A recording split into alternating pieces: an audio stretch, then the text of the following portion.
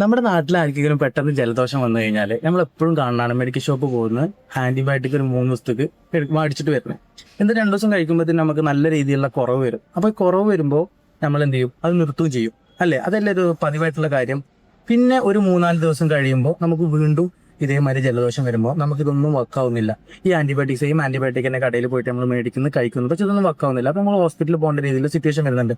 സത്യത്തിൽ എന്താണ് നമ്മുടെ ശരീരത്തിൽ നടക്കുന്നതെന്ന് അറിയാം. നമ്മൾ ആദ്യത്തെ 3 ദിവസം കഴിക്കുമ്പോൾ ഈ ഏറ്റവും വീക്ക് ആയിട്ടുള്ള ബാക്ടീരിയകൾ മാത്രം ചത്തിട്ട് ഏറ്റവും സ്ട്രോങ് ആയിട്ടുള്ള ബാക്ടീരിയ അവിടെ തന്നെ നിലനിൽക്കുകയാണ്. പിന്നെ അവർ വീണ്ടും പെരുകിക്കൊണ്ട് നമുക്ക് വലിയ രീതിയിലുള്ള ഇൻഫെക്ഷൻസ് ഉണ്ടാക്കുകയും ഒരു റെസിസ്റ്റന്റ് എന്നുള്ളൊരു കണ്ടീഷൻ മൊത്തം അത് കോസ് ചെയ്യുകയാണ് ചെയ്യുന്നത്.